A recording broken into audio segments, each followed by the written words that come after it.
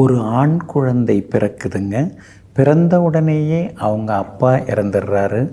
அதை பார்த்து சோகமடைந்த அந்த குழந்தையோட அம்மா, அவங்களும் கணவர் இறந்துட்டாரேன்னு சொல்லிட்டு உடனே இறந்து போயிடுறாங்க.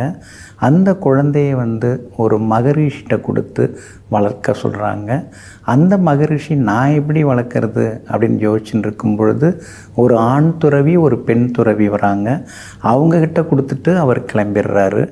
குழந்தைக்கு 14 வயசு ஆகும் பொழுது, சிறுவனாக அவர் ஆகும் பொழுது அந்த வளர்ப்பு தந்தை அவரும் இறந்துடுறாரு. இப்படி வரிசையாக எல்லாருமே இறந்துக்கிட்டே வரும் பொழுது என்ன இப்படிலாம் நடக்குதுன்னு அந்த குழந்தை சிறுவன் யோசிக்க ஆரம்பிக்கிறாரு. அப்போ வாழ்க்கை என்ன, உலகம்னா என்ன, உயிர்னா என்ன, பிறப்புனா என்ன, பரம்பொருள்னா என்ன அப்படின்னு அவர் உட்கார்ந்து யோசிக்க ஆரம்பிக்கிறாரு. யோசிக்க ஆரம்பித்த உடனேயே அங்கே இருக்க தோணலை. உடனே அவங்க வளர்ப்பு தாயோட காலடியில் விழுந்து நான் கிளம்புறேன் அப்படின்னு சொல்லிட்டு அவர் வெளியில் கிளம்புறாரு. கோவிலாக அப்படியே சுற்றிக்கிட்டே வர்றாரு. பல இடங்களில் சுற்றிட்டு அப்படியே வரும் பொழுது ஒரு ஊர், அழகான ஒரு ஊர் தெரியுது. அந்த ஊரில் ஒரு திண்ணை, ஒரு வீடு. அந்த வீட்டு திண்ணையில் நைட்டு படுத்து தூங்கிடுறாரு. காலையில் அந்த வீட்டு அம்மா வீட்டை திறக்கும் பொழுது ஒரு சிறுவன் படுத்திருக்கானே அப்படின்னு சொல்லிட்டு எழுப்பி, நீ யாருப்பா, எந்த ஊர் அப்படின்னு கேள்வி கேட்குறாங்க. நான் அது மாதிரி வந்திருக்கேன், அதை முழுமையாக சொல்லலை, எனக்கு யாரும் இல்லை, நான் அனாதை அப்படின்னு சொல்கிறாரு. உடனே அந்த அம்மா எனக்கு நிறைய மாடெல்லாம் இருக்குது, அதை நீ வளர்த்து கொண்டு வா, உனக்கு நான் சாப்பாடெல்லாம் போடுறேன், நீ இங்கேயே தங்கிக்கோ, வசதியாக இருக்கலாம் அப்படின்னு சொல்கிறாங்க. உடனே அந்த சிறுவனை அதனால் என்னாச்சு, மாடு மேய்க்கிறது தானே நான் பண்ணுறேன், அந்த கிருஷ்ணரே மாடு மேய்க்கலையா, அந்த கண்ணனே மாடு மேய்க்கலையா, நான் மேய்க்கிறேன் அப்படின்னு சொல்லிட்டு மாடுகளெல்லாம் அழைச்சிட்டு மேய்க்க போகிறாரு. தினசரி அவர் மேய்க்கிறாரு. மாடுகள் மேய்க்கிறதுக்கு அந்த மேய்ச்சல் நிலம் இருக்கு இல்லைங்களா, அதை சுற்றி அப்படியே ஒரு வட்டம் இடுறாரு. ஒரு வட்டம் போட்டு அந்த வட்டத்துக்குள்ளார அந்த மாடெல்லாம் மேயும். அந்த அவர் வரைந்த வட்டத்தை தாண்டி மாடு எதுவும் வெளில போகாது. ஒரு நாள் இந்த மாடுகளை அடித்து சாப்பிட்றதுக்காக புலி முயற்சி பண்ணுது. ஆனால் இவர் வரைந்த அந்த வட்டம் இருக்கு இல்லைங்களா, அதை தாண்டி அதுக்குள்ளார புலி வர முடியல. ஏன்னா அது பெரிய அனலாக அந்த புலி மேலே அந்த வட்டத்திலேருந்து அனல் பரவுது. அந்த புலி அதை தாக்கு பிடிக்க முடியாமல் ஓடி போகுது. இதெல்லாம் அந்த மாடு மேய்க்கும் இந்த சிறுவனுடைய சக்தியை மற்ற மாடு மேய்க்கும் சிறுவரெல்லாம் பார்த்துட்டு போய் அந்த அம்மாட்ட சொல்கிறாங்க. உடனே அப்பா, நீ பெரிய சக்தி வாய்ந்தவனாக இருக்கியே அப்படின்னு சொல்லிட்டு அந்த அம்மா காலடியில் விடுறாங்க. இந்த மகான் இந்த சிறுவன் மகானாக மாறுகிறார். எப்படின்னா, இந்த மாடு மேய்ஞ்சின்னு இருக்கும் பொழுது இவர் பனை ஓலையெல்லாம் பறித்து அதில் முள் இருக்கு இல்லைங்களா, அந்த முள்ளால் அந்த பனை ஓலையில் எழுதுகிறார். வருங்காலத்தில் என்னென்னலாம் நடக்கும் அப்படின்னு சொல்லிட்டு அவர் எழுத ஆரம்பிக்கிறார். ஏகப்பட்ட பாடல்கள் எழுத ஆரம்பிக்கிறாரு.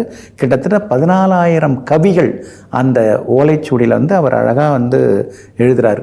அதில் பார்த்திங்கன்னா, புண்ணிய நதிகள் எல்லாம் வற்றி போகும் அப்படிங்கிறார். கங்கையாக இருந்தாலும் எந்த ஊரில் இருந்தாலும் புண்ணிய நதிகள் எல்லாம் வற்றி போகும், கடலெல்லாம் பொங்கி நகரத்துக்குள்ளார உள்ள வரும், ஆண் பெண் இருபாலரிடமும் ஒழுக்கம் இருக்காது, அதே மாதிரி நாட்டை ஆள்றவர்களும் ஒரு மாதிரி இருப்பாங்க, அதுக்கடுத்து பெண்கள் தான் சூப்பர் பவரோடு இருப்பாங்க, அதுக்கடுத்து கோரக்கியா அப்படிங்கிற ஒரு காற்று இந்தியாவின் வடகிழக்கு திசையிலிருந்து வீசி பெரிய நோய் வரும்னு சொல்லியிருக்காங்க. அதுதான் அந்த கோரக்கியாங்கிறது தான் நாம் கொரோனாவாக பரவி இருக்குங்கிறதையும் உணர முடியுது. அதே மாதிரி மனிதர்களால் உருவாக்கப்படும் அந்த ரோபோட் இருக்கு இல்லைங்களா, அதுதான் சண்டை பிடிக்கும்.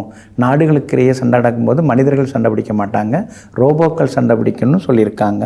இந்த மகானுடைய பேர் ஸ்ரீ வீரபிரமேந்திரர் அப்படிங்கிற மகான். இவங்க பொற்கொள்ளர் சமூகத்தை சேர்ந்தவங்க. இருந்தாலும் மதம், இனம், நாடு கடந்து இவங்க சொன்ன கருத்துக்கள் எல்லாம் காலஞானம் அப்படிங்கிற நூலாக வெளிவந்து கொண்டிருக்கிறது. ஏகப்பட்ட அதிசயங்கள், ஏகப்பட்ட சித்துக்கள் செய்த இந்த மகான் ஆந்திர மாநிலத்தை சேர்ந்தவங்க. இந்த மகானுடைய சக்தி ரொம்ப ரொம்ப பவர்ஃபுல்லானது. நாஸ்ட்ராடமஸ் சொன்னதை விட மிக அதிகமான துல்லியமான ப்ரிடிக்ஷன்ஸ் இந்த மகான் சொல்லியிருக்காங்க.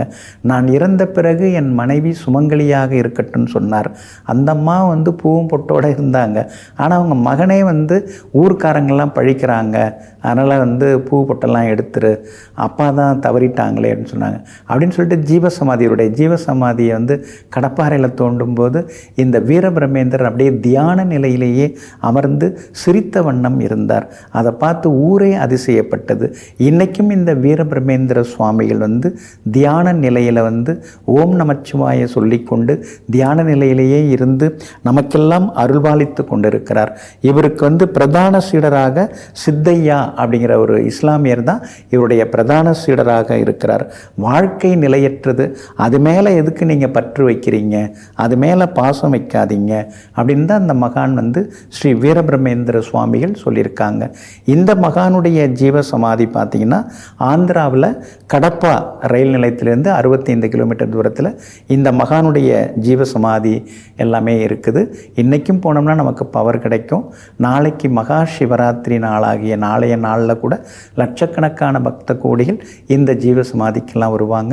நாமும் இந்த ஜீவசமாதிக்கு ஏதேனும் ஒரு முறை சென்று அந்த மகானிடமிருந்து கிடைக்கக்கூடிய மின்காந்த அலைகளை எல்லாம் ஏற்றுக்கொண்டு அந்த மகானிடம் வரம் வாங்கி வாழ்வோம் வளமாக.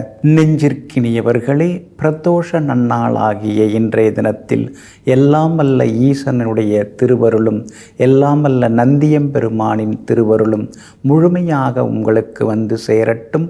மீண்டும் நாளை காலை சந்திப்போம். நன்றியுடன் உங்கள் ஜோதிட முனைவர் KP வித்யாதரன். வணக்கம்.